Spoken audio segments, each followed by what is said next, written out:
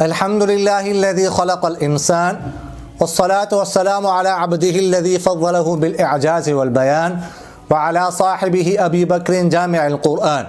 وعلى الفاروق الموصوف بالعدل وكذلك كان وعلى عثمان الحي الذي تستحيي منه ملائكة الرحمن وعلى علي سيد العلماء والشجعان وعلى سائر أهله وأصحابه صلاة قائمة على ممر الزمان أما بعد۔ عبد الرحمن بھائی نے سوال کیا ہے کہ ایک شخص نے بالغ ہوتے ہی رمضان المبارک کے روزے رکھنے شروع کیے، پہلے سال ہی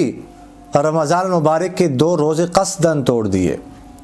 تو کیا اس پر کفارہ لازم ہوگا یا نہیں،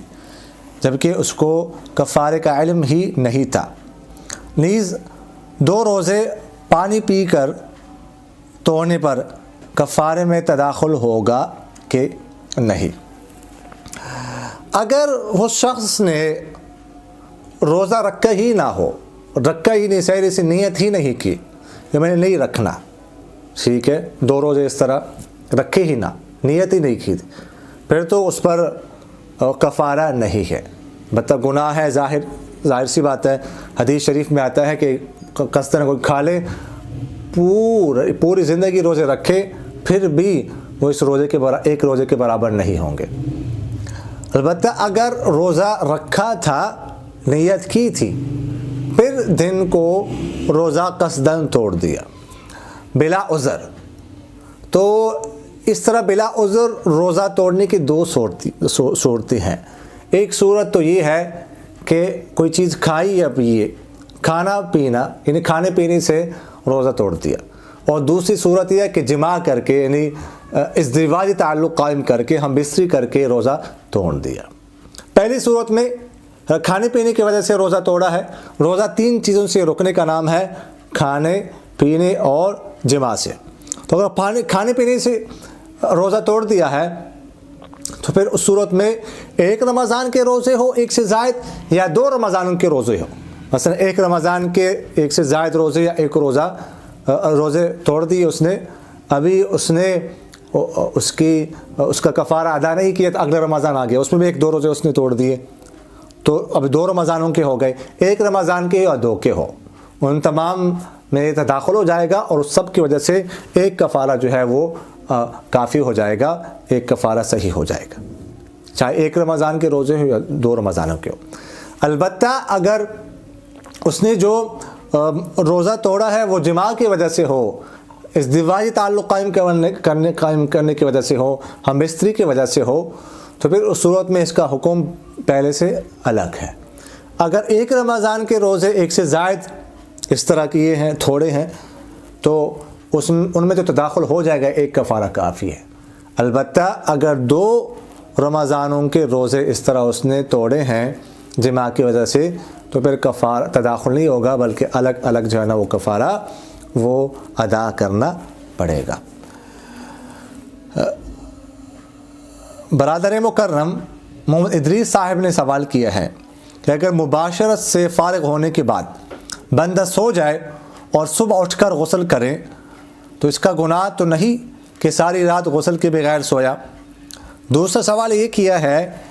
کیا غسل کیے بغیر کھانا کھانا جائز ہے؟ تیسرا سوال یہ کیا ہے اگر مباشرت کے بعد بندہ سو جائے کہ صبح نماز کے لیے اٹھوں گا تو غسل کر لوں گا، اور پھر رات کو کسی وقت اس کی موت واقع ہو جائے تو کیا وہ حرام کی موت مرا؟ اور چوتھا سوال یہ کیا ہے کیا غسل کے دوران یعنی جنابت کے دوران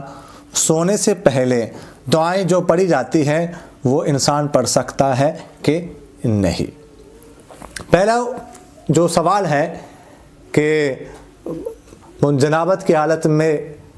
کیا صبح انسان غسل کر سکتا ہے یا اسی وقت غسل کرنا ضروری ہے؟ جنابت کی حالت میں بندہ رات گزار سکتا ہے کہ نہیں؟ تو اس کا جواب یہ ہے کہ غسل کرنا ضروری نہیں ہے، انسان صبح بھی غسل کر سکتا ہے۔ بہتر یہ ہے کہ بندہ وضو کر لے، یا نہ ہو تو اپنی شرمگاہ دھو لے، جیسے کہ حدیث شریف میں آتا ہے سرکار دو عالم صلی اللہ علیہ وسلم نے ایک صحابی سے فرمایا تھا اغسل ذکرک، کہ اپنی شرمگاہ دھو لو، تو شرمگاہ دھونا کافی ہے، بندہ صبح غسل کر سکتا ہے، اس صورت میں گنہگار نہیں ہوگا۔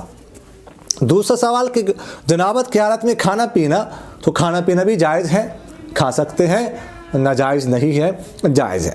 تیسرا سوال یہ کیا کہ اگر کوئی خدا نخواستہ جنابت کی حالت میں ہو اور رات کو اس کو موت آ جائے، مر جائے، تو اس صورت میں یہ حرام کی موت مرا؟ اس کا جواب یہ ہے کہ حرام کی موت نہیں مرا یہ، اور مرنے کے بعد جو غسل دیا جاتا ہے وہ اسی وجہ سے دیا جاتا ہے کہ انسان ناپاکی کی حالت میں نہ ہو۔ جب وہ مر جائے گا ناپاکی کی حالت میں، اسے غسل دیا جائے گا، وہ جو غسل دیا جاتا ہے اس کی وجہ سے وہ پاک ہو جائے گا، وہ غسل اسی وجہ سے تو دیا جاتا ہے۔ اور یہ بات بھی ذہن میں رکھیے گا کہ پاکی کی حالت میں انسان مرا ہو یا ناپاکی کی حالت میں، جنابت کی حالت میں مرا ہو یا جنابت کی حالت میں نہ مرا ہو، پاکی کی حالت میں مرا ہو، جنابت کی حالت نہ ہو، پھر بھی ایک ہی دفعہ غسل دیا جائے گا، بس ایک سے زیادہ مرتبہ غسل مشروع نہیں ہے، ایک دفعہ غسل دیا جائے گا، اس کی وجہ سے اگر کوئی جنابت کی حالت میں مرا ہو تو وہ پاک ہو جائے گا۔ غسل دینے کا مقصد یہی ہے۔ اور چوتھا سوال یہ کیا ہے کہ جنابت کی حالت میں سونے سے پہلے جو دعائیں پڑھی جاتی ہے وہ انسان پڑھ سکتا ہے کہ نہیں؟ تو دیکھیے گا، قرآن پاک کی آیات تو نہیں پڑھ سکتا، قرآن پاک کی آیات جنابت کی حالت میں پڑھنا جائز نہیں ہے۔ ہاں، اس کے علاوہ جو دعائیں ہیں وہ انسان پڑھ سکتا ہے، جو قرآن پاک کی آیات پر مشتمل نہ ہو وہ پڑھنا جائز ہے۔ اقول قولی ھذا استغفر اللہ لی ولکم ولسائر المسلمین فاستغفروہ انہ هو میرا دل بدل دے، میرا دل بدل دے، میرا دل بدل دے،